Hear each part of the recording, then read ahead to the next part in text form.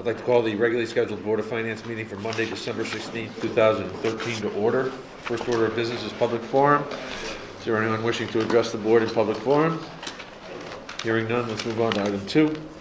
And that's approval of minutes.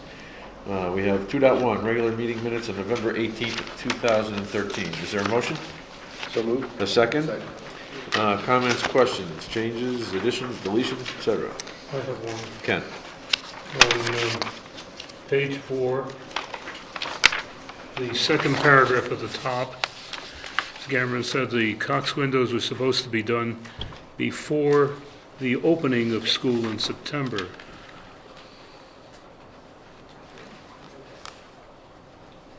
Then they were moved to November, and now it's January. Are there others? Just one more, page Sure. 6, second paragraph. Last sentence, I asked where do they see a bump in the middle school, so we're just missing the word do. Sure do. Any others? All in favor, as amended? Aye. All opposed, abstained? Got an abstention here. Abstention, thank you. Item 3, correspondence, 3.1, standing building committee minutes. Mike, anything you'd like to bring to our attention? By the way, I now see that they're incorporating Very good. very detailed questions from your last email. Well, I owed them some questions, and they owed me some answers. There you go. So, yeah, I'm going to, what ended up happening was the last couple of meetings, I've had work conflicts. I wasn't able to make the building committee meetings. This one, same thing happened. So that, I think it was the night before I sent them all of the questions, and they were, the committee was nice enough to actually read the questions into the meeting minutes and provide answers. So I'm going to save you and spare you reading all of the questions and answers, but I think they cover the last couple months. I know, Jonathan, you had a few questions. I mean, this goes back, I mean, the first question here about the town hall boiler upgrade came back from David Egan. So that goes all the way back to July. So We don't hopefully have to bother with that. he read the meeting minutes. You know, he's keeping up with us. But regardless, if you have any questions on those particular issues, I can entertain them. Just a real quick update going through the Guilford Lake School phone system bid. Came in, and actually they're obtaining 3 proposals that will be available next month. Cox window project, that was discussed a couple of different times. Ultimately, the operational windows are in, they're just waiting on the doors. Adams Middle School HVAC upgrades, they're very close to completing that project. The facilities condition assessment, there was some review of the presentation that was given that we were a part of on November 19th. The police station HVAC, one of the building committee members is going to attend, or should have attended, a meeting at the police department to discuss some of the existing equipment and engineering reports, and then was going to return back to the committee with some recommendations on how to address the issues. There was some review of upcoming capital projects. There was actually two different sections in this. One of them dealt with reviewing RFQ responses for possible action. That had to do with the Adams and Baldwin projects. There's 3 projects there that are occurring, and then there was some further description on 2 future capital projects that are going to be have some placeholders at about $2.5 million. Both of them are security projects, security upgrades. Not that they don't have security; they have security, but they're upgrading them. I think with that, I'll just entertain any questions. Sure. I'll definitely start with question 6 regarding should this, let me read this out more clearly. In November, under new business, there was a discussion about the benefits of a town facilities manager for all town buildings. Should this statement have included the schools too, since we already have a town facilities manager for the town buildings? So that was an interesting question, but what really struck me was the answer from Mr. Worstein, who noted that he was surprised that after being a member of the Standing Building Committee since 2006 and the chairman of the Standing Building Committee for the past year, that he was surprised to learn that there was a town facilities manager for town buildings. Joe? Chairman, I take issue with these minutes. Fine. Okay, I've had a discussion with the chairman. It's amazing, I agree with Jonathan, that he did not know we have a town facilities manager when we have documentation that they have corresponded back and forth.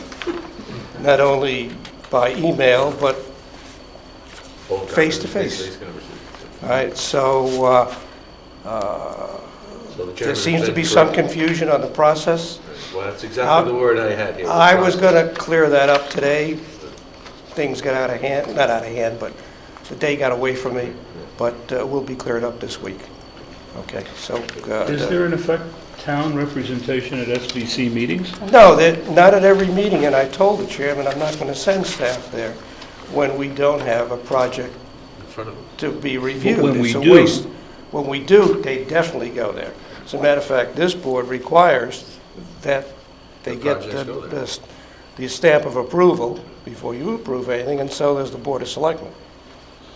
Now, there's a And follow-up and the question. other issue that I raise is on that 2.5, I wasn't going to bring this up, but you all did, so I'll bring it up now. That 2.5 years on the police HVAC system is bogus, because that was moved in our capital budget 1 year back. So that really didn't take effect until July 1 of 2012. Then all of this went to the Energy Committee, which had to weigh in on it. A little bit stalled, no, I'm not knocking them on that, but because they have a problem with getting enough members, which we're trying to address. And then it came back to the Board of Selectmen, and we finally said, go to the Standing Building Committee on it. Okay, so that's where it stands right now. And the deputy chief will back me up on this, because I spoke to him about it. Now, just curious, was the Energy Committee able to approve any kind of funding for the HVAC? Was that the purpose of going? No, they were just looking at the design. Ah. You see, what happened is, they said, as long as we're doing the HVAC system, why don't we look on the entire building in regard to energy? And we looked at different firms to do energy audits. And that's where waters got muddied up a little bit. Okay, so we're back to where we should be. Everybody it's only- understands their roles and moves. Yeah, it's not, it's a year and a half only because we're taking our time with it. And the system is still Still functional. very much operable. It was very puzzling. the That's whole- good news. Well, and then just to go to your point, I mean, I think that in item number 10 of the minutes, it does state clearly at the end that the chairman was going to contact you, and it looks like there's been contact, and you've been talking about it, and that's what I wanted to, I actually have it highlighted to then look at you. Hopefully, you were going to be here tonight and say, so, Mr. First Selectman, what's going on with that? So it's happened. So It's good. happened, that was one of those pink notes waiting for me when I got back. That's what I got. Mike, I had a quick question. On the last page, first full paragraph, they're talking about the security upgrades for what looks like Baldwin, Leet, Jones, and Guilford Lakes. They referenced the work completed at Cox. What is involved in the security upgrades? Is it alarms? Is it phones? On the security upgrades, that's a really good question, but I believe it's building security. It's not cameras. Is it Okay. doors, Linda. Mike? So is it like Yes. door locks? Locks. Actually, No, Doors, right? it's actually reconfiguring the front entranceway to have two sets of doors and a direct, it forces people into the main office Right. before they can enter into the school. it's creating a vestibule system. Thank you, that's the word I couldn't think of. Yeah. Okay. So into the office first, or just by the office so that you can see? No, it? you have to go into the office, sign in, and then you come back out and can go into the building. Now, on that same paragraph, it looked like they are proposing a possible future project to kind of mimic this security work that was done at Cox, Baldwin, Leet, and Jones. And I was just curious if if that is going to be part of the bond request for the 2014-15 budget. There's two possible projects cited. I do know they're looking at security issues as part of the bond, but I'm not sure even the facility subcommittee hasn't heard from. Approved it yet. Nothing's been, I would have to say to the answer to that, yes, because it says an architect will be able to provide a more accurate estimate on that 2.5 million once their project review is complete. So it's my understanding that they're going to have one of their on-call architects take a look at it, study it, figure out what needs to be done, and then nail down that number so it can go to bond. That's usually the process that the Board of Ed has been going through the facility subcommittee. Timing is probably 2014-15 budget. It would be, yeah, 14, 15, maybe summer of 15, assuming a Next bond. month. And- yeah. Yep. Anything else? Yeah. I want to go back to this Cox window project for just one last time, with all the delays and everything, and the magic phrase restocking fee that appears in here in item 3, starting on page 1 and going over to page 2. With all these delays, one vendor failing to anticipate, are we facing any additional cost? Or is one of the vendors going to be absorbing this over budgeted item? I don't think there's any budget issue. I think it's more of a timing issue. I don't think there's going to be any credits. I think the way to look at this is if there was time where school had to be closed because of the issue and there were costs associated with that, this is more of an inconvenience issue, is my understanding. I didn't quite get, I have a little note here, I didn't quite get the answer I was looking for of why it happened. And sometimes when you have a vendor or manufacturer that's providing these particular pieces of a project, you don't really know why it is. It could be something that's anything from weather related to they didn't have enough production capacity to produce the doors. None of it is a really good answer. So it hasn't closed the school down. It hasn't created any extra cost issues. It's just an inconvenience that they can't put the window walls in until the doors are in. I don't know if that's, I'll look to my colleagues here to see if there's anything further than that, but they're just waiting on these doors, and that's about the extent of it. Still So- January. It's still January, and like they mentioned, the operational windows are in, but they can't do the window wall portion of it until the doors are in because there could be egress issues. So I don't think there'll be any kind of a credit, or I don't think there'll be any over expenditure either. It's just an inconvenience. Anything else?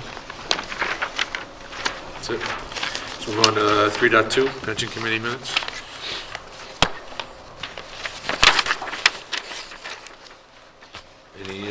Any comments or questions? Sheila, I see the cumulative return is 7% at this point through October. Do we have November numbers yet? Okay. Certainly, Mike? I just noticed that at the there's no percentage gain losses in July and August, and it's just, I mean, I know it's cumulative, so it's at 7%. Is there a reason why that wasn't included? There was some transfers between accounts in July and August that made the calculation a little bit more tricky, so we decided to just do the calculation at the end of September. Okay. Sheila, I just have, a paperwork question though. The chart that you provide, which is very helpful, does say 7%, but the minutes reflect that the 2013 year-to-date total was 9.6. Do you know what that discrepancy is? The minutes should reflect my report, so I'm not quite sure. I You haven't, stated Did you say 2013? It says the Fiscal- 2013. That would be June 2013. It says the 2013 year, let me see here. Complement, 2013 year-to-date total is 9.6%. It's the last paragraph. Joe's going to have a lot of minute work this week. The 2013 refers to the year end, which would be June. And I It's year to think date, Sheila's that's- report is referring to October. Okay, Yeah. well then there's just, I think the minutes need correcting. there's a, that's the wrong Yeah. phrase in the minutes. I have a very general question. I think over the last couple of months, we were looking to invest some cash. And I think during that time, we might have had a lot of retirements.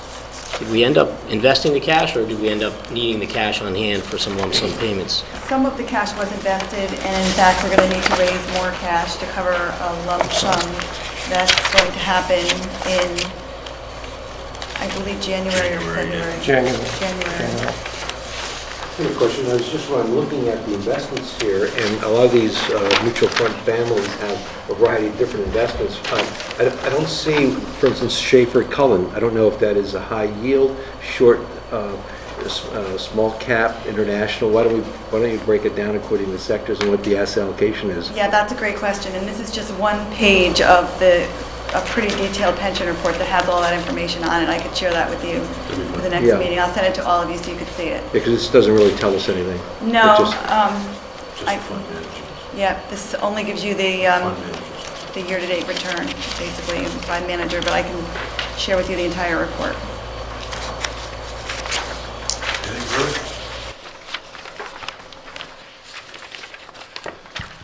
Let's move on to item 4.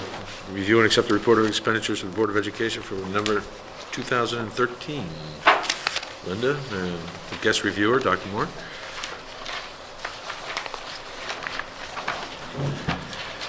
Is there anything you'd like to bring to our attention?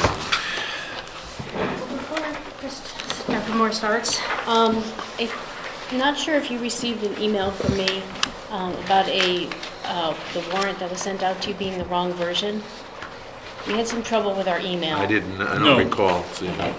I wasn't sure if it went out, so I brought other copies of our warrant, and I apologize. That's fine. The wrong one went out. Pass those down. And I tried sending it out, but we had our a firewall issue, and it messed up our emails for a few days, so I'm not sure which ones went out and which ones didn't. Didn't go out, okay. So the one that was included in this package is not valid? No, it's just, it's only a partial warrant. This is the full warrant? That's the full warrant.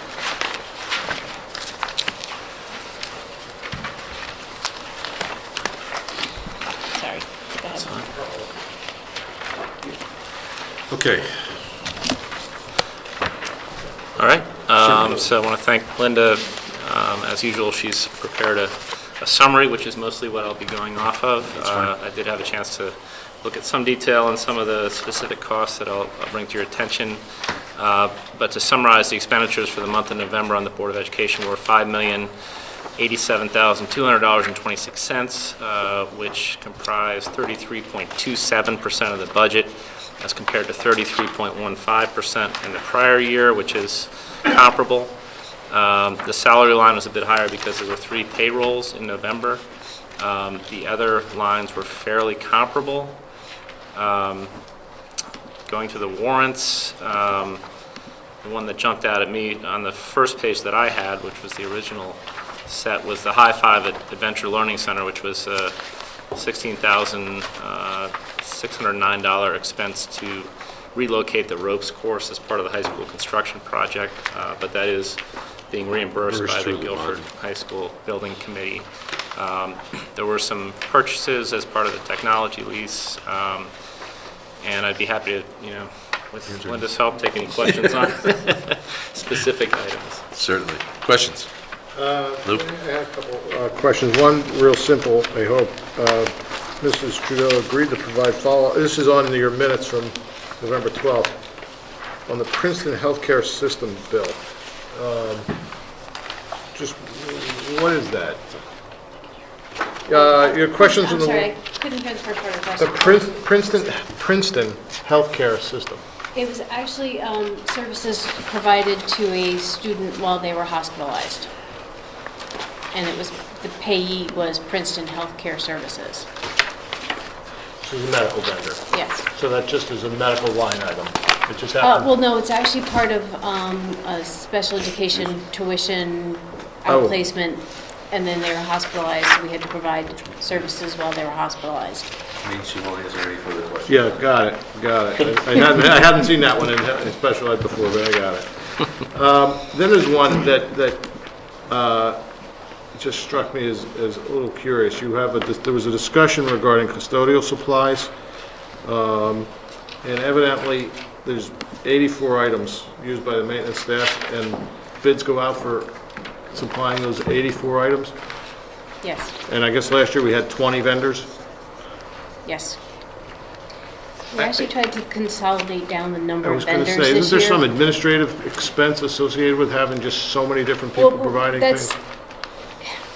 I think it was 20 vendors that submitted bids, I don't think we awarded the full 20, because there's like 4 vendors that just bid on trash can liners. So, yeah, 4 Right. bids. So we try and narrow it down from there, but that's how many bids we do receive for custodial supplies. And Okay. some only bid on certain items. You don't want to handcuff yourself by saying you have to bid on all of them, because you won't get the best prices So on some of somebody the could wow you individual with the items. bids. Yeah, it's not unusual for municipal, if the municipality allows you to bid on a specific à la carte type of bid. It's in our best interest to do that, because we're more than likely going to get somebody who specializes in that. Yeah, no, without I something understand else. the thought, and maybe that explanation that there was 20 vendors submitting bids, and you're gonna winnow that down. I mean, at some Right. point, there's some administrative cost associated with having too many vendors too, that might not Well, make sense. this is just the bid process. Yeah. It's Right. select. We actually have stated in the bid document that we don't necessarily have to award to the lowest bidder if there is a close bidder to consolidate with and not have all that many. So we try and consolidate it down to limited number of vendors, but without spending a lot of extra on the supplies. Okay. We actually tried to start the year by doing, working off of a bid from Consortium, and we found that their prices were higher than what we had been paying. It was actually the bid from the Connecticut Consortium of Cooperative Purchasing, and their prices were higher, so we decided it was in our best interest, even partway through the school year, to go out to bid. Their prices are higher traditionally because they're grabbing about a 1.75 to 2.5% commission off of each sale. We found it very beneficial for other things. We get an incredible price on copy paper through the consortium. We get some good prices on some other classroom supplies, but it was not beneficial for custodial supplies. Okay. And, Oh, Lou's still so, up. sorry, right in that same item, the next item was a front deck mower, okay? And there's really a couple things related to that. One, I guess the base bid was just shy of 20,000, 19,565, and then there was 3 add-ons that bring the price to almost $32,000, 31,981.14, one of which was a hard cab. It's so that they can enclose the cab so they can use it during the winter when they're doing, like, plowing the sidewalks and, no, this was the mower. Yeah, which includes a heavy-duty rotary broom. Is that like for, I'm not sure what some of this stuff is. I mean, I'm not sure exactly what the broom is for on the mower. I'll have to find out. They cost parts. Sidewalks. $12,000. Okay, and that gets regular use? Oh, yeah. Okay. I had a question on that too, if I may. I think I read somewhere in the minutes, and I was just looking for it, I can't actually find it, but I think that some of the lawn care services are split between the Park and Rec Jonathan, Department I of have the it's town. it's on page Right. 3 of these minutes here. Is it on Park and page Rec 3? December maintains- 9th, the 3rd page. It's right underneath this custodial supplies. Park and Rec does the fields. We Right. are responsible for anything from the rest of the school property up to the fields. Now, my question is, I go back to an efficiency study that was done years ago, and is this one of those examples where maybe we need to combine forces and, you're buying equipment, the town's buying equipment, maybe? So I guess I there's know, no it's- perfect answer to that, It but... actually has just come up recently that maybe it is something that we need to talk about with the town and see if there's a better way to do this instead of us splitting, Yeah, maybe there's an opportunity there. doing something else. I had the same. Right, the question I circled was, the town, the Board of Ed has to provide for landscape mowing around the buildings, which presumably is in conjunction with this $32,000 purchase we're making, and I'm not sure how much lawn mowing that is around the buildings versus the fields, which are obviously considerable. So I just don't know how much time, how much area we're talking about. I mean, I'd be interested to know why the town can't do it if they're already doing the fields, why that division of labor is I have been the same created. question here. Yeah, it goes back to the time, the schools aren't the only people that use the fields. In fact, the fields are used more by recreation programs than they are by school kids during the school day. Yeah, but that's not the point. But that's, I'm giving you the logic for where the Why costs the were expenditure? allocated at the time. But the issue is, because why it was- can't one of these people take care of it all? Agreed, it could That's the happen. point. But at one point, it was unfair to burden the Board of Education with having folks out there mowing fields, putting lines down for recreational No activities. question. So that's the rationale behind it. And clearly, you know, over time, it's become obviously very delineated, and it may make sense to take a look at whether or not you guys want to contract with the Board of Education. I was going to say, another way to do that is to have one group of people do it and just allocate the dollars on a budgetary basis. Understood. Anyway, I don't know if I'd be we'll interested save to a know how million much there, but landscaping there's is an done by opportunity maybe the there. school. Actually, quite a bit. Okay, well, I'd like to know what that translates into exactly in terms of we- hours, almost more than anything else. Well, we have a full-time grounds person who handles all the grounds for all the school buildings. So for the 7 buildings. And he does do some other items, but we do have a full-time grounds person who's responsible for all the mowing and all the upkeep of all the grounds around all the schools, other than the fields. Is there a commitment to have a discussion at some point between the various parties relative to? Yeah, that's not a problem. The problem as it stands now is a matter of staffing. Park and Rec is at its limit for what it does now, so we would have to probably have some school personnel maybe work for the town. Well, I'd ask this question actually because, you know, the question is how much utility you're getting out of this piece of capital, right? And I mean, apparently, the amount of lawns that are, or the grounds that are taken care of by the Board of Ed that are not fields is fairly substantial. And they felt that it would be used on a regular basis. So it's, the question is whether capital equipment could be shared even if the personnel were different. But the answer I got was that they felt the utility of, you know, this piece of equipment would be high enough to justify it. Other questions? Yeah. Okay. I had 3 questions for you.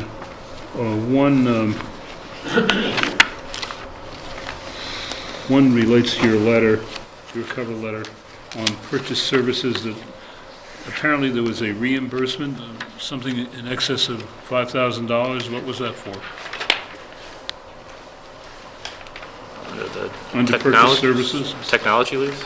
No, the purchase services Oh, one purchase services. was, The reimbursement, we overpaid. Other contracted services, we reimbursement of an overpayment. right, there was a duplicate billing that was sent out from the vendor, and it came out for some reason from the vendor with 2 different vendor numbers. 2 different invoice Oh, numbers, okay. so we didn't catch it, and we mailed the payment out, and they returned the check to us as an overpayment. I see.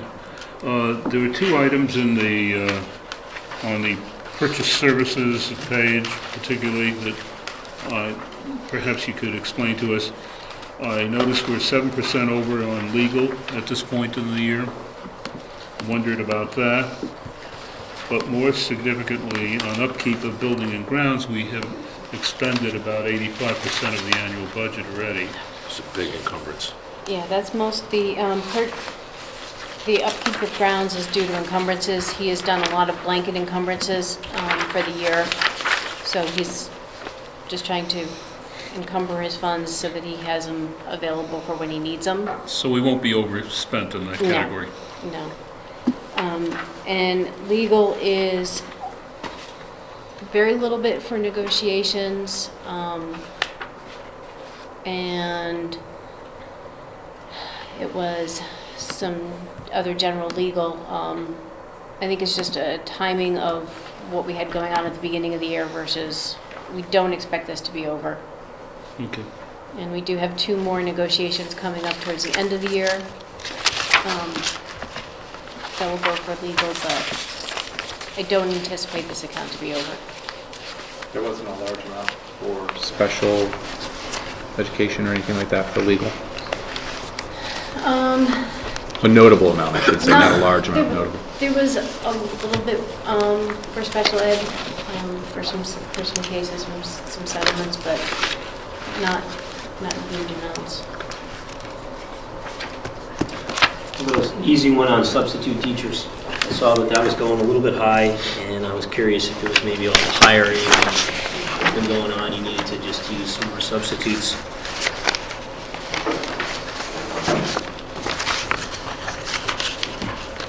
Nothing to panic about, but I assume it's running a little high.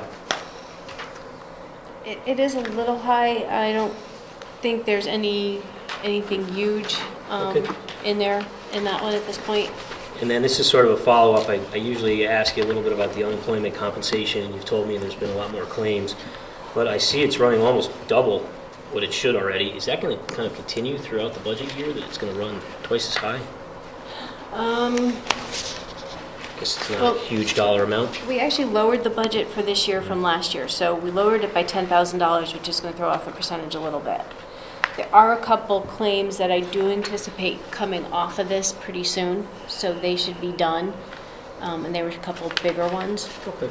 The rest of them are the small ones that I think those are going to continue. Okay. Not a huge line item. No. And, on the Finance Committee meeting minutes of November 12th, item number 7, food service reports. The report shows a deficit of $227.83. Is that for the month, or is that cumulative for the fiscal year? That was just for the month. Just for the month, but regardless, it's going in a substantially better direction. What has Yes. happened? A couple of things. The interim director has made some changes to the venues, has done some things to reduce food costs, has brought in different vendors, put in some better controls on the food that's being purchased. Done a lot of work with the staff in helping them promote the food, the meals to the kids. I think what you're referring to there is actually the October financial Yeah, reports. October financial, yeah. In November's reports, the meals for the month are up over 2,000 from last year. And breakfast sales have doubled from last year for November.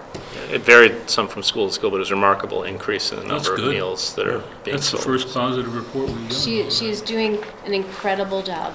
November actually showed a loss, but that was mainly due to there being 3 payrolls in the pay period. Right.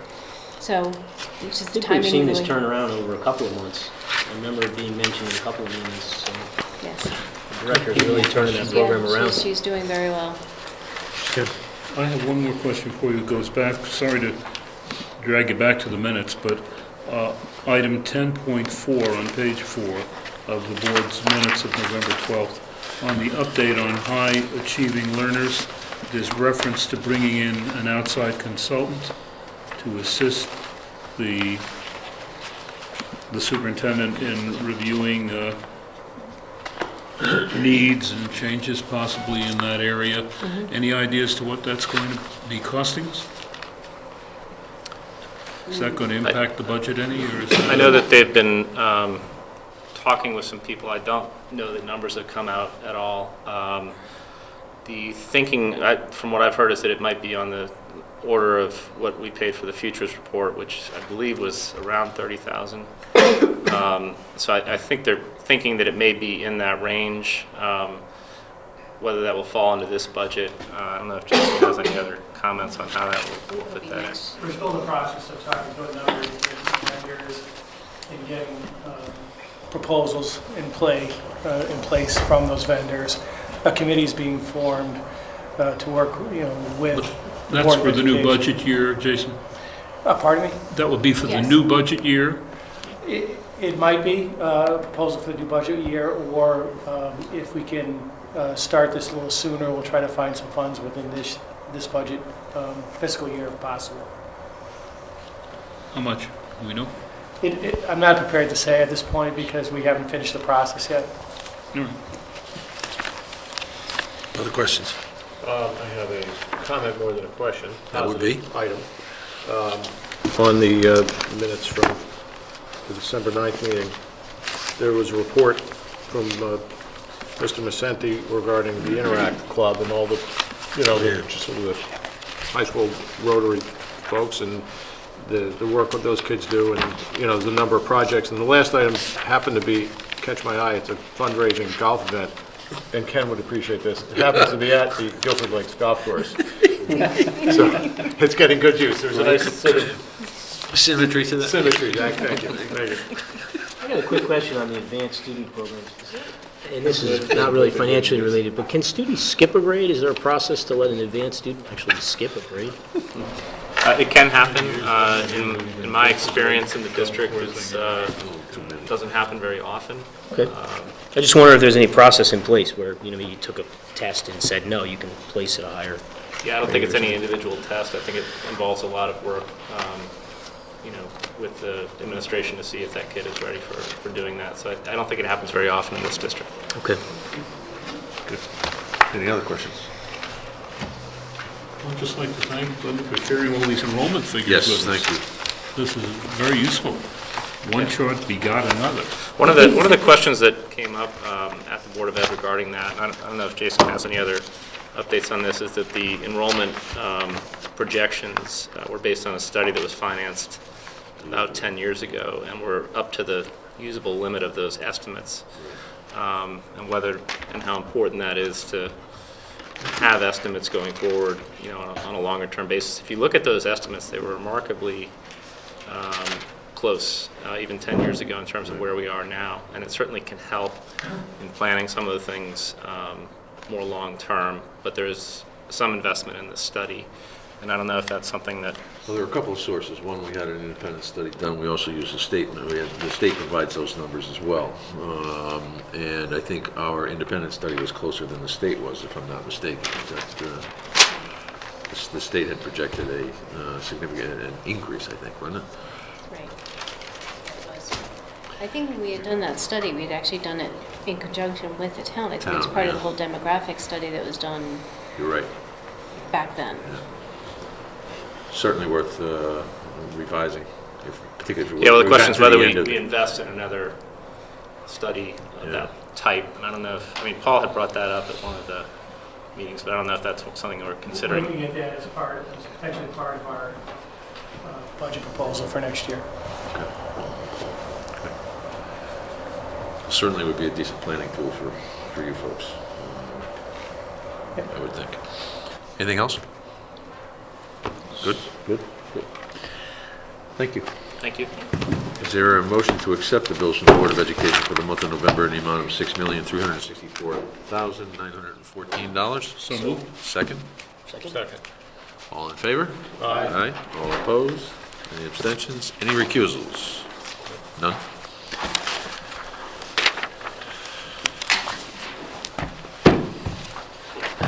It's always on the town side, isn't it?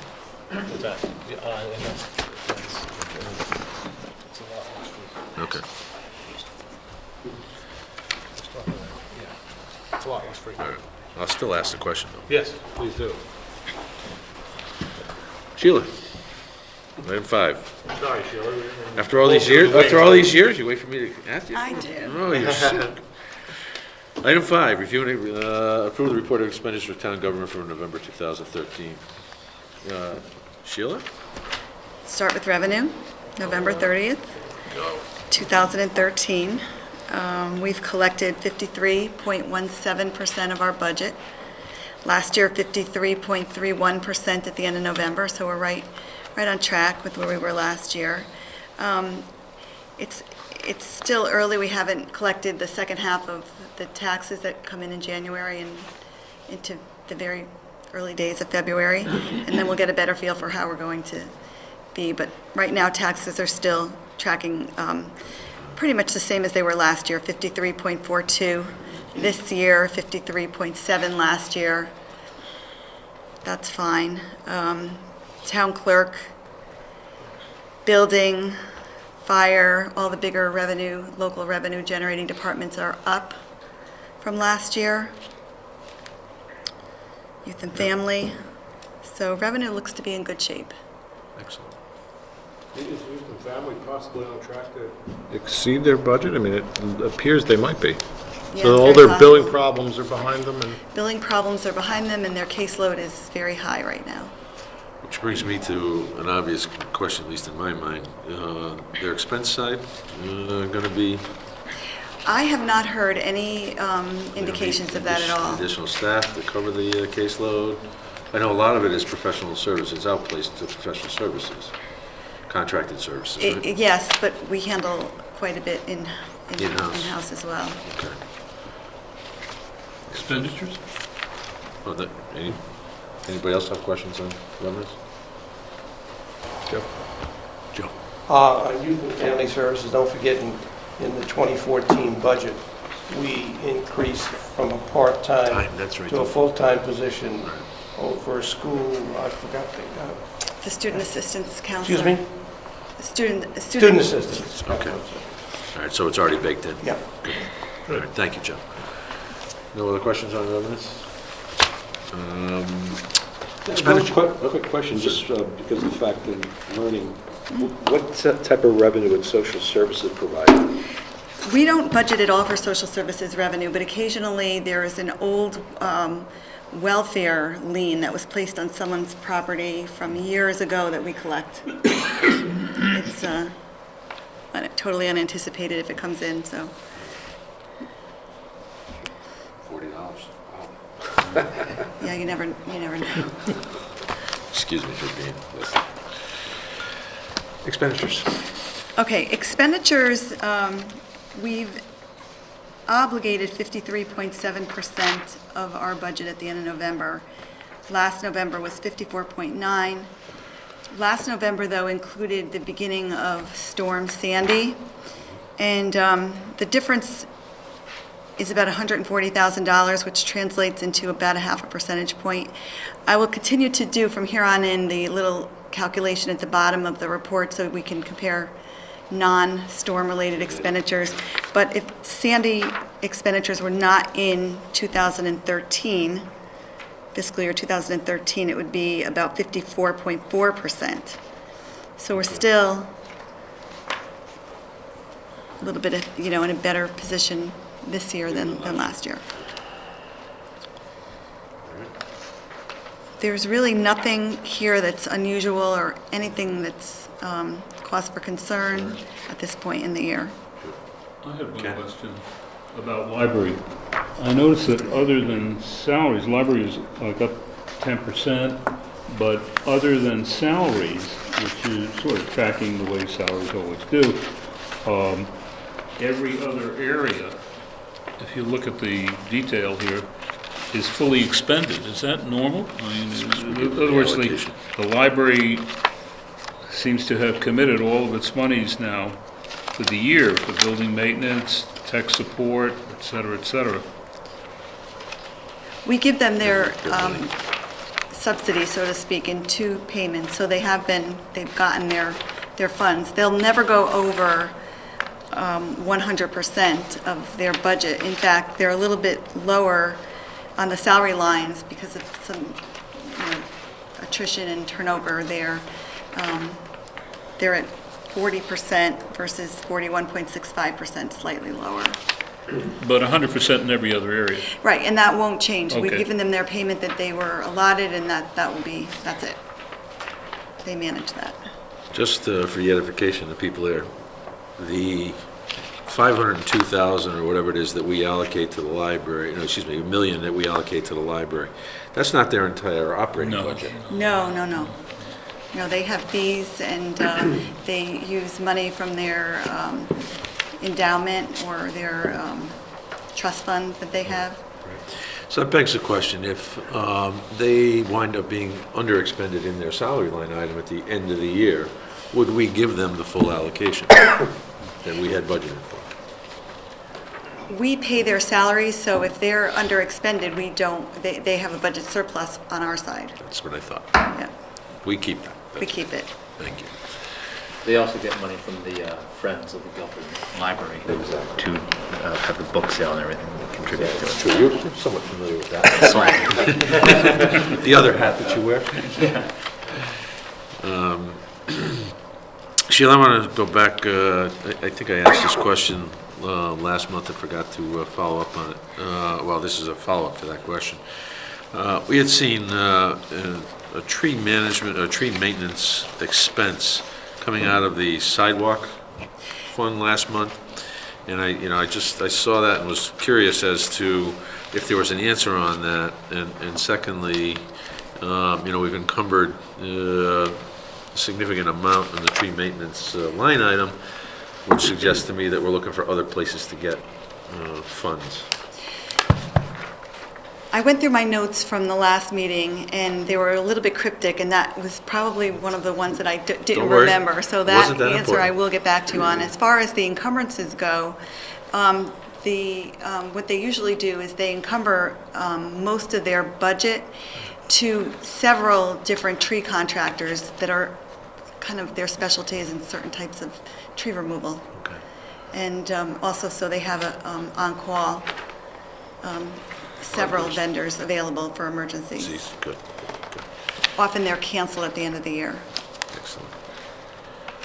That was it, I think that was it for me. Anybody else on expenditures? Warrants?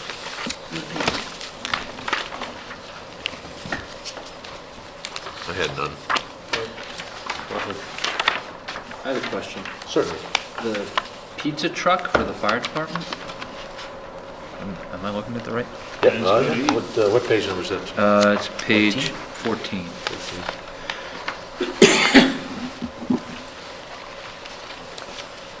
I'm not going to answer that because I can't give you the complete accurate information on it. I don't want to, so I will get back to you with that information. I have a question.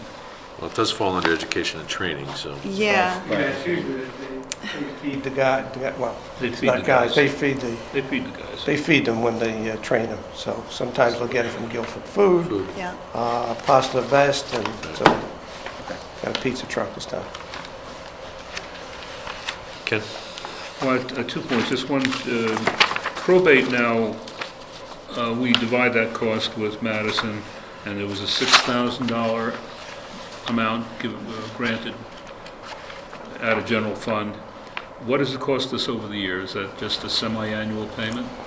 It's a one-time. It's a one-time. One-time. One sum. time. And could you explain under general fund that raft of grantor, grantee assignments that added up to about $50,000? What is that? This year, there was a new legislation that required any documents that are recorded by a nominee of a mortgage be, there's an additional $159 fee that's required for each document, not per page, for each document.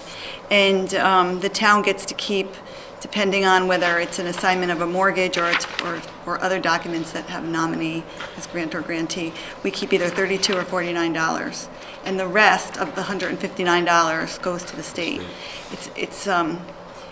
We had to catch up, so to speak, on the July through October collections because it wasn't clear to us exactly how to remit that. That's become clear, and we've remitted it, and we got to keep our portion that goes into a fund for basically, well, there's two pieces of it. $10 goes, it's very convoluted, the town clerks.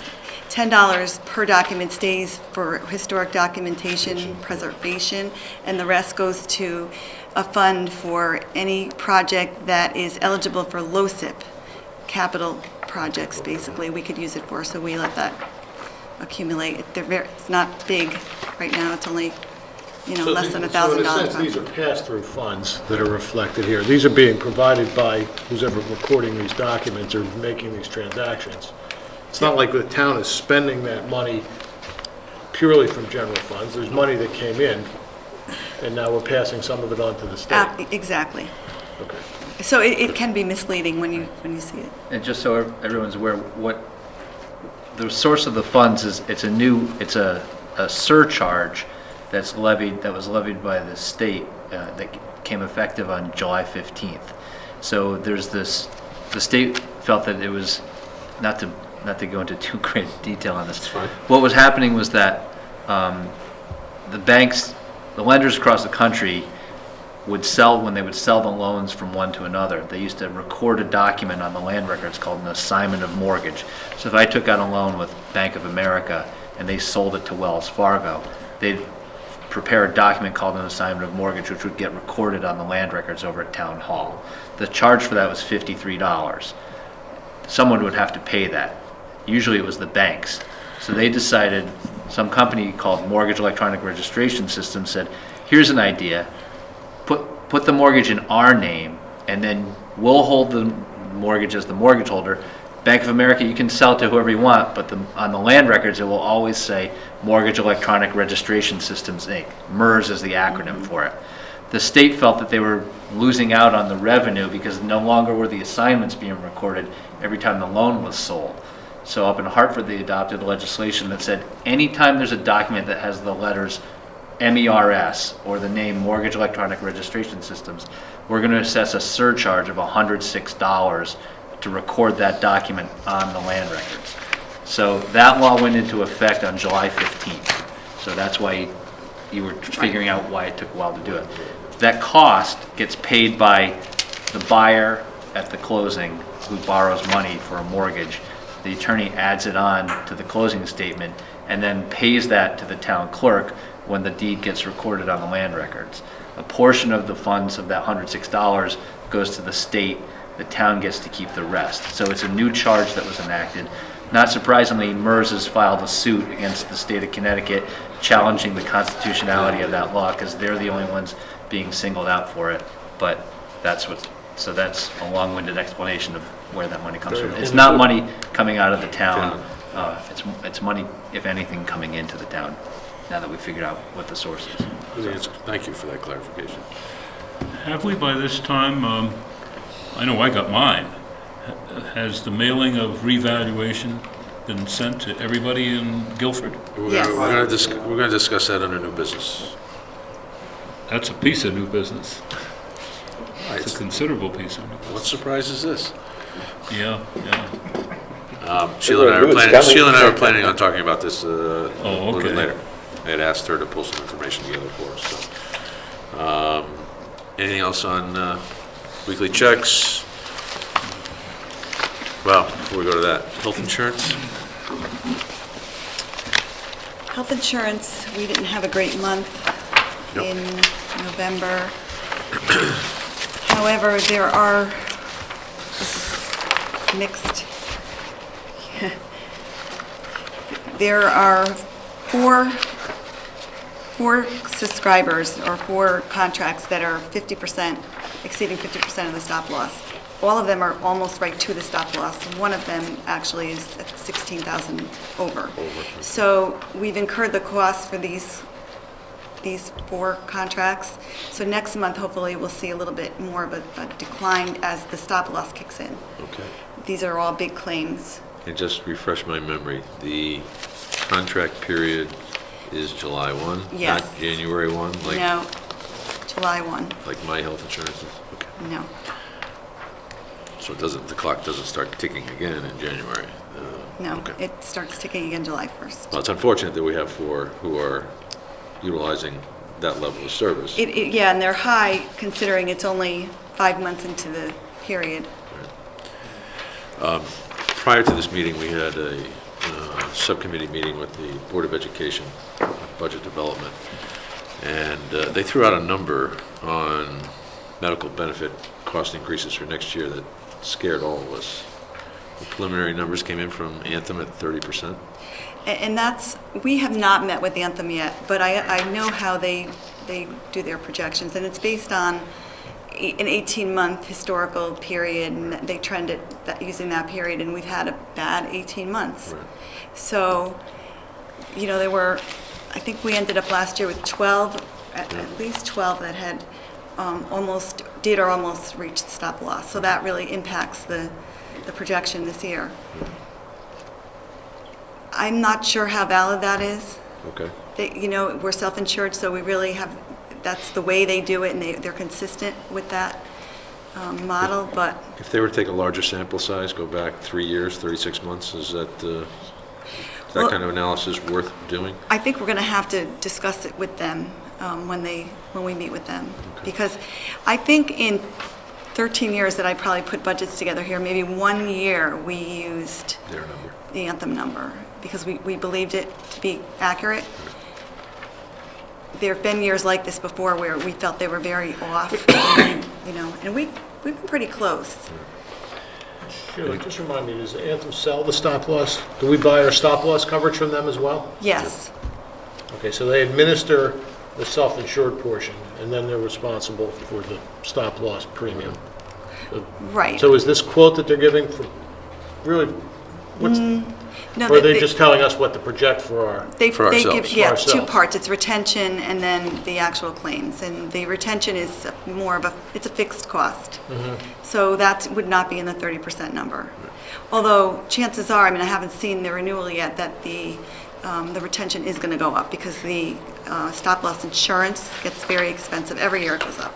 And that's why every year we increase it to reduce the premium. What is approximately the impact of a 30% increase then in premiums? It doesn't go across our whole 12 million and change expenses? No, it goes,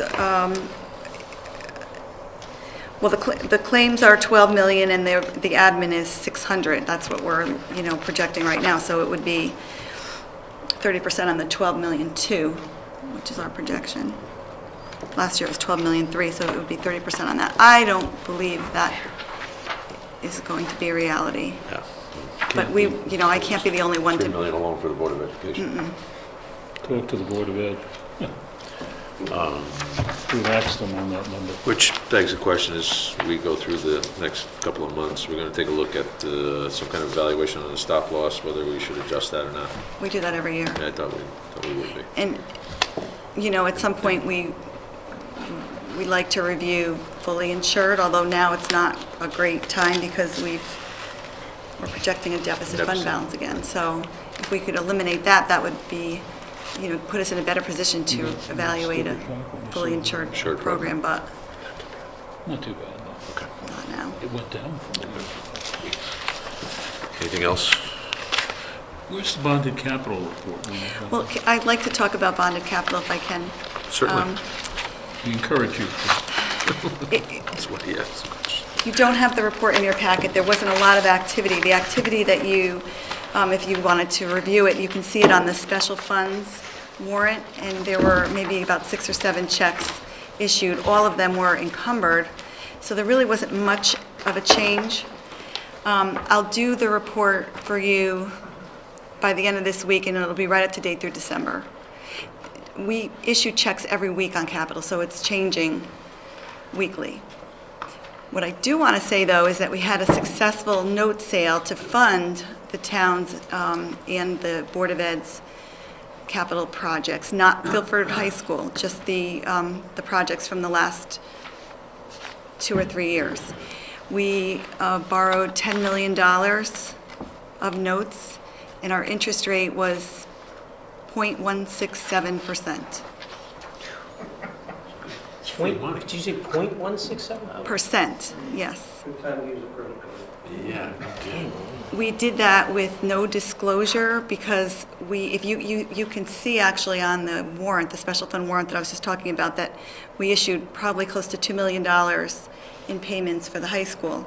So they dramatically increased. I think I talked about this a little bit last month. So we needed financing to get us through till we started to collect our taxes in January, and then we're going to do another note sale in February with full disclosure. But we did this with no disclosure, just our old official statement and our 2012 audit, and we got 4 bids, and they were all very close. It would not have been worth even putting together a new official statement and a bond rating. It would have cost us more to do that. So I think, we kind of set a little bit of an example because we've gotten the best rate, I think, in the past 3 weeks at any town. There were a few other towns now that have done this after us, and we've gotten the best rate, What's the duration of the note? 9 months. What percentage of the high school has been paid for? Paid for. There was another 2 million was just, We've probably expended about $4 to $5 million. And I promise you, by the end of the year, we will have good Guilford High School reports that will start to roll. We haven't completed the model with the high school building subcommittee, finance subcommittee yet. So we will get that done, hopefully by the end of the year. The year is going by fast. Anything further? How much more bonding do we need to do? For the high school, all of it. We have a whole plan, and I can present that to you in January, maybe at the January meeting. You could see that the projected debt service, we have a whole schedule now that we've worked out. Who's the underwriter? The bonds are all competitively bid, so we don't choose an underwriter in advance. Usually, we've seen Eastern Bank, TD Securities. There's about four, I can't think of the other two. 4 bidders that are pretty active in small issuers, municipal issuers. So after we receive the state funding, we're looking at around 60 million change, 60, Yep. 64. 64, 64. and they'll be 20-year? That is up for discussion at this point. They're either going to be 20, 25, or 30. Usually, there's a whole scale of bond durations. 30-year bonds have not been done. There's legislation that allows 30-year bonds to be issued in Connecticut. No one has issued them yet. We projected with 30 years with a higher interest rate. We're going to take a look at 25 years at a lower interest rate. It may come out over like at least the first 10 years to be fairly comparable. We're hoping that we can delay 1 year in the debt service, so we're looking at fiscal 17, I think it is, instead of 16 for the tax impact, which gives us more time to pay off another year's worth of principal. You can go long, well, intermediate 20 years with a short call date, and you'll get a pretty good interest rate on that. Another sinking fund. We haven't used the sinking fund yet. I'd be happy to kind of talk about the bonding with you if you'd like, because I guess just another rough figure, what do you think the debt servicing will be when it starts to hit about 4 million a year? I don't want to be put on the spot now Right, as far as that too number. hard to calculate. It's going to be close to what the projections were back in March of 2012, I think it was, or it might have been 11. 11. We're also starting to play with the window. Interest rates, well, we said this a year ago, interest rates will never get any better, but they can't go much lower, as we know from our revenue side. They'll pay us to borrow the money. Yeah. Right, and So, and I know there's a whole set of rules around arbitrage. They can't go out to the street for the money and put it in the bank. Not that we're going to make any money on it in the bank, but there were some, I think they relaxed some of those arbitrage rules, but there's still spend down rules, and it's 75% of the funds have to be spent down in I think it's 15 months or so, which we're getting there. right. But what you really don't want to borrow too far in advance with permanent financing until you spend the money, for many reasons, for cash flow reasons, for tax impact. So, we're working with IBIC, and they understand what we're looking for. There's several factors that kind of determine what we need to do. We've done it before. We've done it many times before, so. Good. Anything further, Sheila? No. Thank you. Is there a motion to approve the bills for the town for the month of November? One more question. I don't know if it's the Certainly. right time. Are you going to get the reports on the special funds? Yes, tomorrow.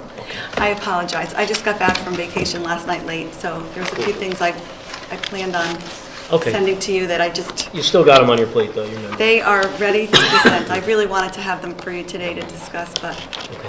it slipped my mind, so I'm sorry. Tomorrow. Means And you had Matt, a you good asked me for vacation. She had a dedicated good road You had as a good well. vacation. Let's add a dedicated road. Dedicated road. So I'm going to send you land acquisition, dedicated road, and park and rec. Excellent. Good. All right, is there a motion to approve the bills for town for the month of November, $2,279,934? I have it moved, and a second. All in favor? Aye. Opposed? Abstentions? Recusals? No. Thank you. Okay.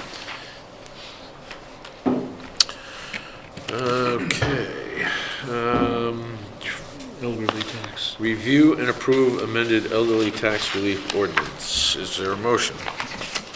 So moved. Second? Comments, questions, et cetera. Joe, maybe you could help with any of the questions here. Everyone has a copy of it. And I'm assuming here that the boldface type Is the revisions. and/or the crossing out are the revisions. Yeah, I just want to make sure that you did get second copy. An email came around. We Okay. did, we did. Because when I reviewed the first one, I said, something's wrong, and we realized they sent the first copy out. An email did Left come or around. And it does say right out on the first page, Okay. additions in bold, deletions stricken. Right, right. Okay. We got it. Any comments? Questions? Yeah, I think I have a comment or a question here. Before we do that, Joe, could you set the stage of Sure. why we You did want me to that? come up? Yeah, please. Okay.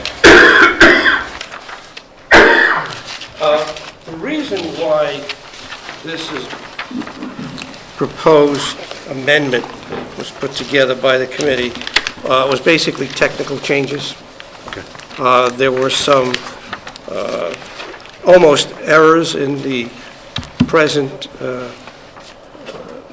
ordinance in that particularly what we were trying to accomplish with what I call the hardship clause Right.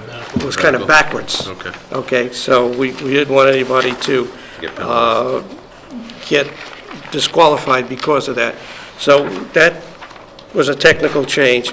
The only addition that the committee wanted to add was another mechanism to verify income, Saw that. okay? We're very committed, as you know, to this program, and we want to protect the program for individuals who properly qualify. But without saying much more than that, we just want to make sure that everyone who submits a documentation by the way of a 1040 tax return is the same tax return that has been submitted to the IRS. That makes sense. Okay? So that was a little thing, because, I'm not saying there's anybody Nope. in town that's But it's submitting better. one tax return to the assessor, another one to the IRS, but this protects everybody who qualifies for the program. That's pretty much the major difference. John? Okay, so I definitely feel very positive about this program, and I think it benefits the elderly in the town, and I think it's a much-needed program. But I've always taken issue with the way the ordinance is written because it doesn't include a clause to consider an asset test. So it raises the concern that tax relief is provided to someone with an extremely high net worth. Even someone with a net worth of $2 million, $5 million might qualify for the program. So generally, I support this program, but I feel we're missing an opportunity here in the rework of the ordinance to perhaps add an asset test. People can have appreciated assets and still be cash poor. And individuals who have lived in this town 20, 30, 40 years, their property, maybe not as recent revale, but their properties appreciate considerably. What once was a little cottage on the coast might still be a little cottage, but it's worth a lot more. However, they're still on fixed income. It's not liquid. So it's income-driven. It's not asset-driven. And I don't believe, I've got a couple of lawyers here, but I don't believe the statute that lets us do this will let us do an asset Let you test. consider assets. Yes. You also just have an enormous enforcement problem. I mean, you'd be relying on people submitting affidavits or having to go and evaluate their houses, and houses are obviously the big issue that Joe mentioned. You could have accumulated capital on it, it's essentially unavailable to you. But what do you know, how are you going to track down those other assets? I understand the point you're trying to get to, Jonathan, that's a valid point, but I just, unless there's a system out there that I'm just not aware of, I don't know how you would enforce that. Whereas the income, you can solve with the amendments that they just put in. As I was reading through it, I started making notes until I got to the provision that said, we authorize town council to get either the certified return or a release to get the tax return and verify, which you could just do on a sample basis and be satisfied, Exactly. frankly. You wouldn't have to do everybody, you could do Everybody. 10% and you'd be fine. We thought about having the auditors just do Do a a sample. sample, and the finance director said the department could handle it. All right? Well, some of it is well off. I mean, there's going to be an income stream that's going to show up, either high dividends, high interest. He has a high lifestyle that's very advanced. He has to travel and so forth. That's all going to show up when he files his income tax returns. The question I had, though, that touches on that is, and maybe it's in here and I just didn't understand it, what happens if somebody happens to be eligible for a year or 2 years, and then something occurs that their income spikes over the limit? It happens more often than you'd think. Okay. For some reason, they have to sell some securities or some other assets, or take additional IRA distributions. If they exceed the limit, they're knocked off the program for that year. Okay. And then have to reapply. Say their income goes down the following year, they reapply, and their base now becomes based on the new income. That's exactly my question. So Yeah. does the value of the taxes reset to that year when they reapply? Or do they get the benefit of the couple of years that they were in the program? When they're on the program, the taxes are frozen. Yes. When they are disqualified for, let's say, for income reasons, they are taxed at whatever The current the rate. current is. Now, that becomes their base for the next year. Okay. So it Should they catches up in qualify? that event. It catches up. It But there's does. not there's no clawback that says you have to pay the back tax. Oh, no. Okay, we can do this offline. I don't want to parse the language in here. I just didn't see that in here. I'd be curious to see how that's, that is encouraging. I was hoping that would be the case, but it strikes me as it's not that improbable. You could have somebody that's pretty close to Right. the limit, and then for whatever reason have a variation in their income that would knock them off. Well, we have had several cases like that. And the income, the tax resets the then current rate. But again, we don't go back and collect the forgiven portion of the tax, or the frozen tax. I did understand that to be the Okay. case, because I've asked, yes, and that's only fair. They were eligible that year, they got the benefit of it, but in going forward, so I see that. Now, there is, the language we corrected here goes back to what I mentioned earlier, was the hardship clause. Yeah. If a household all of a sudden incurs a lot of medical expenses, and to pay the medical expenses, they'd have to sell some assets. Then this provides for the assessor to deduct the addition of those medical expenses from the income to see if they qualify. However, in here, you'll see that part of the mechanics of that calculation is the Schedule A of the 1040 has to be submitted for the prior 3 years to see that this particular year, they did have a jump. Okay. I think it's important for people to understand, and just make sure I have a good understanding of the program, that this is a redistribution of taxes. So the program costs approximately $1 million, and the people that receive the tax benefit is paid for by the rest of the taxpayers. That's And correct. it is spread over, I believe, many taxpayers, so it's a relatively small amount compared to your total tax bill. But I still find it difficult with most Americans holding most of their wealth in their property for someone who's probably less fortunate to pick up the tax bill for someone who might have a property that has a very large value. So I still find it difficult that there's no acid test. I brought it up twice, it's heard. Appreciate your concerns, but Yeah, I don't think these this is the changes- appropriate forum yeah. for us to discuss the merits of this program. It is town law at this point, it's ordinance-based. When there is an opportunity, and I think by charter, you have to go back and revisit it every couple of years. We have always had a representative from the Board of Finance on that committee, and we will certainly have the opportunity at that time to weigh in as to the program. So, but you are certainly entitled to your personal opinion.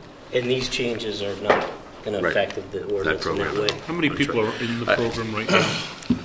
Well, the application process begins February 1st, Right, 2014. but the current program. Last year, I'm going to say last year at this point, 832 on the program. Joe, is medical the only hardship that you're That's looking at? correct. That's correct.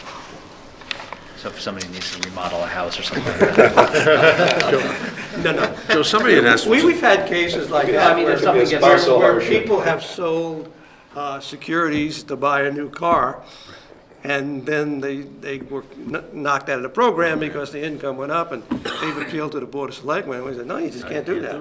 No. This question has come up before, and I've never had an answer, not that I've asked it. Someone had asked me the question. There are certain monies that are exempted from your adjusted gross income. Would tax-free muni bonds be part of that? This is all income, Okay, so even your full Social Security, okay, right, there's a portion of taxable and non-taxable, Taxable, right. depending on your adjusted gross income. All the Social Security is thrown into the calculation. okay. Okay, all of your, tax-free interest. Right. Tax-free dividends are thrown into the calculation. Right, so that's why you need the 1040 to take a look at it. So it's not based on adjusted gross income or taxable income, it's all income. It's like alternate NIM tax, I mean, basically. Exactly. Municipal bonds, you just throw it in, it's part of the equation. Gotcha. Good. I have a logistical question and related to something that did directly sort of present itself to our board, related to the cap that we have to vote on, and we have to establish. Is that cap part of the statute? Like, why is there the necessity of having the cap? Question one. And then and it may already be happening. There was, the year that the cap was exceeded, there was obviously an uproar. And there's clear as day in here, the process by which the program addresses that, and it's prorated, and it goes through, and I'm just sort of curious if that disclaimer, that prorated process is explained to people. It's not actually like, here, you're in the cap, I mean, you're in this program, welcome aboard, but here's what could happen, right? Is there, that process explained to folks? Yeah, well, I'll answer the first one, you can Yeah, answer the second okay. one. The reason there's a cap in there is so we can budget for it. Okay, and that makes perfectly good sense, and I have no problem with that. So we know, so we know, and actually, the way we forecast this is, as Jonathan pointed out, as a redistributive method, we basically reduce the grand list by a certain amount, that, by the amount that those taxes would normally generate, so $1 million worth of taxes. So we lower the grand list against which the mill rate is applied. And that makes perfectly good sense, we're balancing. And that's the reason. So the people know that that can happen, that if the cap gets exceeded, they can be prorated. And how do they know it, and how, like, The what disclaimer assessor do they puts get? out a very good Q&A booklet that just about takes every question you could think of and then answers it. The thing about the proration of the cap, I will just mention, it's a two-tier proration. So the people in the higher income, if the cap is breached, the people in the higher income will be affected first. And if that's enough to bring the whole program underneath the cap, the lower income people are not affected by it, and they still get their full benefit. But that's all explained in, Some information's online, too. yeah, the assessor has a, So how long has the Website. How long has the program been in? Is it 10 years, 10 or? yeah, I was on the, still on the You Board were of Finance. here. You were here, I've right. been Before off I for got 10 here. years. Right. So I think it's about 10 or 12 years, 10 or at least, 12 yeah, years. at least 10. you remember the date? Because I've had some discussions with some people about the program, and even those, you know, and these are people who support it, as do I. And one of the questions was, at what point do we reach maturity with this program? Because for the past 10 years, our liability has just continued to grow. At what point do actuarial tables start to take hold, and you have an aging off, as well as a more consistent aging off? So at some point, you would expect a settlement. It would sort of like always be the same number of participants, relative same dollar value. Is that a 15 or a 20 year? Because, you know, So when will the baby boomers pass on? well, that's kind of it. You know, because it has grown every year. And, Yeah, and what and- is the expectation? You know, we in for another 5 years or 10 years of growth, and then see sort of a leveling. I don't know how to answer that Yeah, question. just But, don't forget, the cap has at least a minimum amount right. that this board can't go back and lower the cap. Right. Yeah, but it has to 1/2 of increase 1%. it at least 0.5% of the prior year's budget. So we're always increasing the cap. Right, but the cap and utilization are two different things. Yeah. At some point, you know, the cap may well exceed what the utilization is, which is what happened in the first several years of the program, where we didn't use, we barely got to 50%. So, just, I think the year was breached was a reval year, if I remember correctly. So right, I'll leave that for your next discussion. that's right. But the purpose of this amendment, and I speak for the committee, which I'm not a member of any longer, was to clear up some technical problems we had with it, and to also put in that verification clause, which means that an applicant does have to sign a 4506T, which allows the town to request, if the town chooses to request a transcript. That's basically the change. Other than that, Just cleaning up some other ones. yeah, it's cleaning up some language. It leaves the program intact. And the Board of Selectmen did approve to, this morning, send it here and to set a public hearing date for it. Okay? And we have to have this in force, if we want to use it for the next filing period, which begins February 1st, we have to have this cleared by that date, which means that's why we have a timing issue here. That's right. All right, so we're going to address We'll it move in this evening. January. We'll move it this evening. Yeah, we're going to address it in January. The town clerk has to keep it in her office for 30 days. Nobody can contest it, or 50 people don't contest it.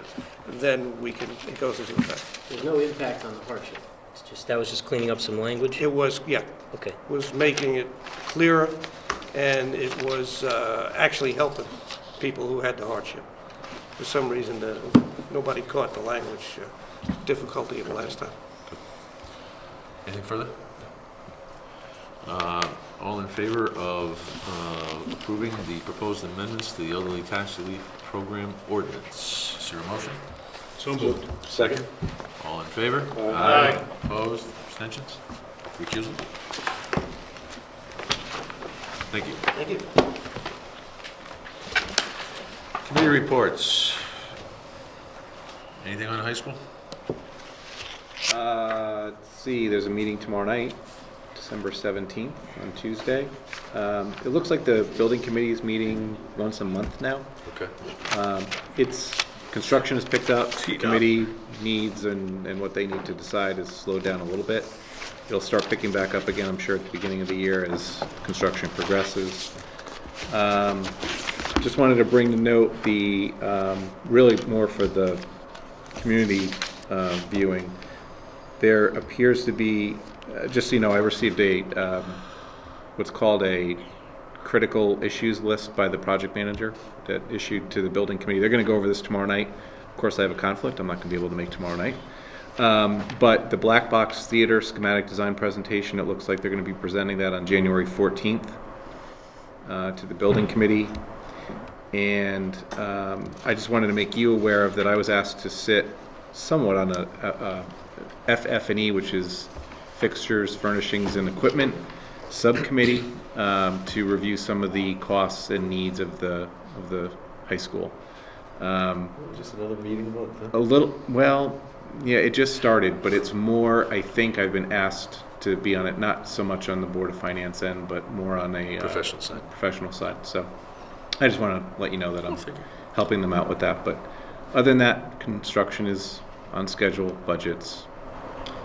I have a question. Is there a on- published budget now that I keep asking this at some of these meetings for the Guilford High School?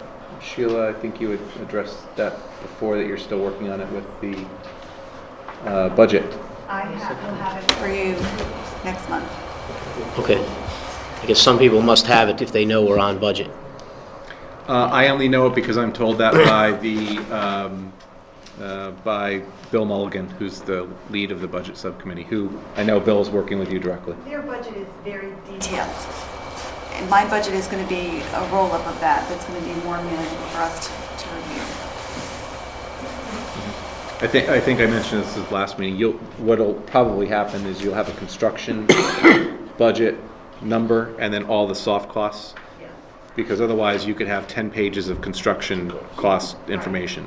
The rest of it was the soft costs would be your architect's fees, your furniture, your, all of the other items that would go into the project, bonding. There's about 25 or 30 line items. You'll see that the soft costs, there's a lot of them. It's not just certain fees. There's a lot to it. But you don't want all the details in the construction budget. Let the committee worry about that, and they've got that under control.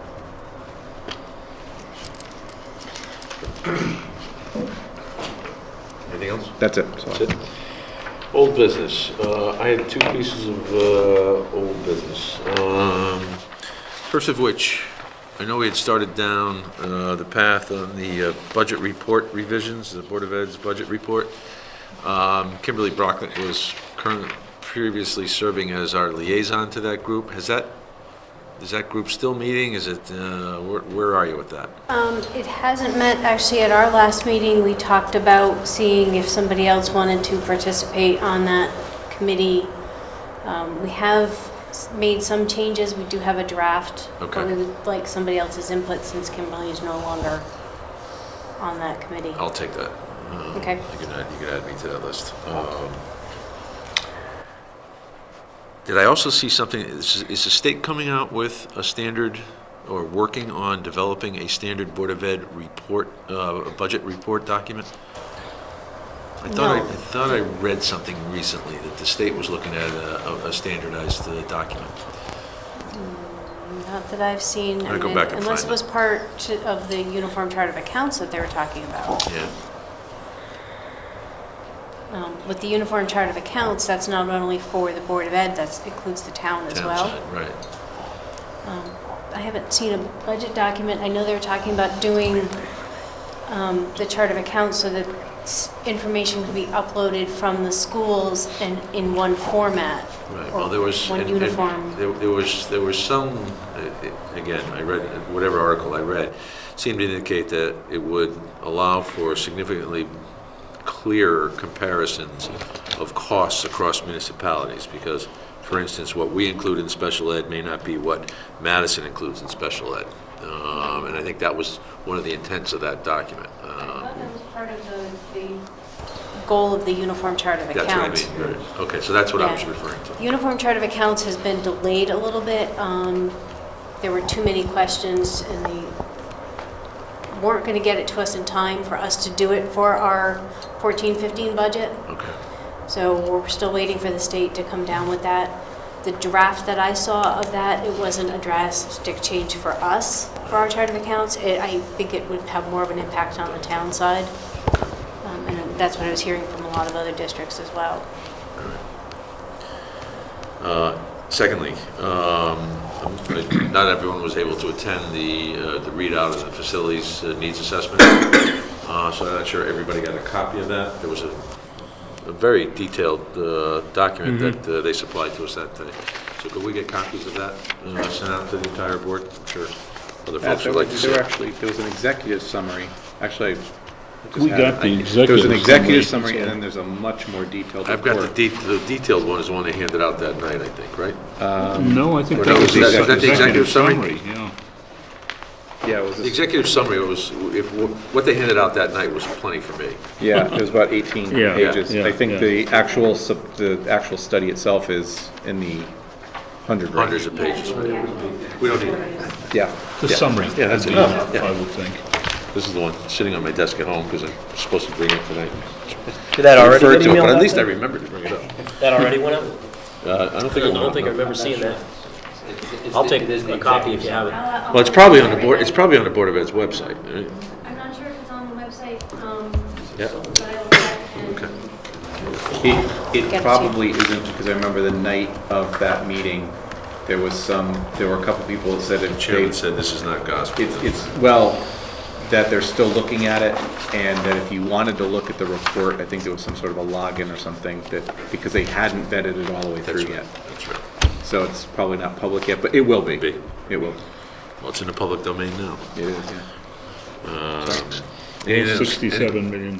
It's a pretty important document. It is. $67 million. Any other old business? New business? Anybody else? I just had two things that were more for the entire board. I don't know if everyone got these, but they were from, I believe it was CCM and, is it First Niagara? And O'Connor. And I'm sure it went to all O'Connor of and us. Davis, Yeah, O'Connor Davies, yeah. Halloran, Sage. Municipal primer for Connecticut elected officials. There were a couple of dinners scheduled to talk about challenges and opportunities for elected officials in Connecticut. And then the one that I think you and I have attended this, in fact, some of us have, it's the municipal budgets overcoming the challenges on Saturday, January 11th. Up in Southington. I think you did. Yeah, you sent that around, Matt. At your suggestion, Yeah. by the way. Well, okay. Yeah, I will tell you, every Invaluable. year, I know I've gone, and it's really good. The person who speaks he's actually quite entertaining too. But you learn a lot even every year, because it kind of tells you what the climate is and what's going on. So I just wanted to bring that to our attention. Well, But I got an email on the first one that you mentioned. I can share that as well with everybody. But we should, is that coming from CCM? Is CCM? It doesn't say that, I don't think no. that I don't is. think this one is. This is a private. This is private, There's yeah. three. There's an accounting firm, a bank, and a law firm Right. putting the proposal together, which would be helpful if you're free. I'll send that out to I everybody. think I have one more item. You do? Yeah, seeing as how I don't think we'll be back together again until after the New Year's, I think I'd like to say Merry Christmas to all. Good. Well, that's definitely a good way to start new business. I did mention earlier that Sheila and I had talked earlier in the day. Part of it was, it has to do with reval, and part of it was a momentary panic when I opened my reval thing, and I saw my number, and I was not surprised in the way you think I am. I was surprised in that. Not to tell tales out of school, but it will become a matter of public record. But mine went down, so I was immediately, called my neighbor who wasn't available, and I called Sheila and said, "Have you got any idea of overall what's going on with it?" And as I was making that call, I was thinking of Jonathan, who said it's going to be a 20% decline in the grand list. 17. 17, is that the number now? 17. 20 was 19 was the original number. Right, so I'd asked Sheila if she could maybe get a feel for what people are seeing out there, because somebody's going to talk to you about it next time you go to the grocery store. I had a call So just a sort of and this is not a detailed, and we probably are not going to see the full grand list he's not going to give it to us till the 30th of January, is he? January 30th, right? So Sheila, any? I can just give you a very general overview, because I did speak to the assessor, and basically he advised me that if I wanted to see the changes, I could look on equalitycama.com, Okay. which is the public website, and Right. you can look up anyone's valuation. So I did that with 25 properties that I had used as a comparison from 2002 to 2007. And they're only residential properties, there's no commercial properties. Okay.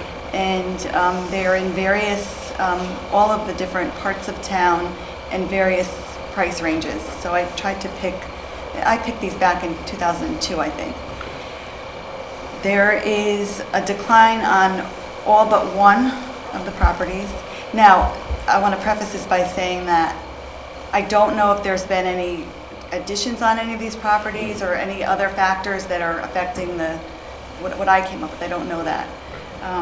But all but one went down. The average on just this small sample is about 15% down. But it could change as there's obviously many more properties in town, and when we add commercial to that mix, there doesn't seem to be a rhyme or reason that I could see between neighborhoods, between age of the houses. It's all over the board on these 26 properties. What that means to this group, though, is that if your assessment decreased by 15%, you're about even on your taxes, assuming we have no budgetary increase and no revenue changes, assuming it status quo to this year's budget.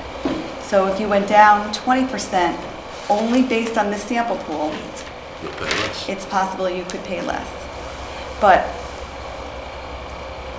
just because you went down 5% doesn't mean your taxes are going to be 5% less. And again, these are very preliminary numbers. This 15% is from a sample that is not, no offense, is not statistically valid, but it's just to get a feel for it.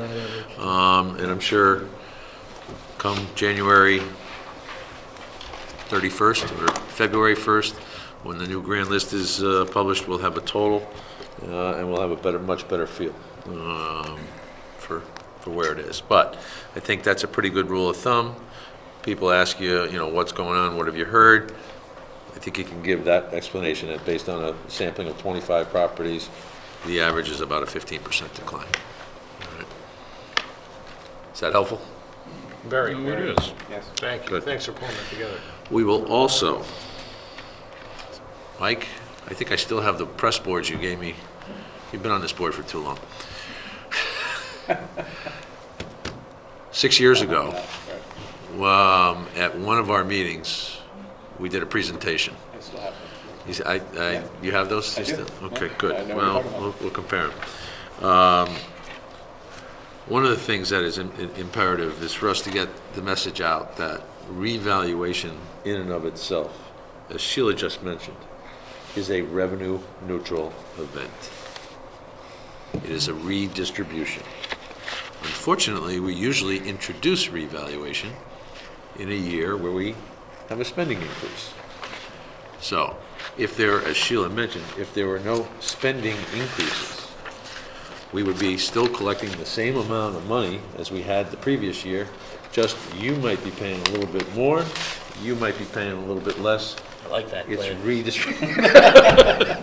It's just a redistribution. However, that's in a macro sense. Let's remember, it all comes down to what's in my pocketbook at the end of the day. So it'll wind up being an individual exercise. And the last time we used some analysis, we did a typical $300,000 assessed piece of property to show what the differences would be between various tax years. So we'll do something similar to that this year. But You gonna do that in a regular meeting or? Call a special I don't meeting for know. that. It might be worth it to do it in a special I think meeting. it would be wise And to do I think- special. Didn't we do it with the Board of Selectmen last time? No, I think you pretty much ran it. Ran it? Okay. Yeah. I'd be happy to have some help. Particularly somebody who can speak the language better than I can. Anything further on the new business? No? I'd like to echo Jonathan's sentiment. Merry Christmas, Happy Hanukkah, Happy Kwanzaa, whatever it is you celebrate at this time of year. May it be peaceful, joyful, and safe, and that goes to my fellow board members as well. With that, I'll entertain a motion to adjourn. So moved. All in favor? Aye. That one is always unanimous. Enthusiasm.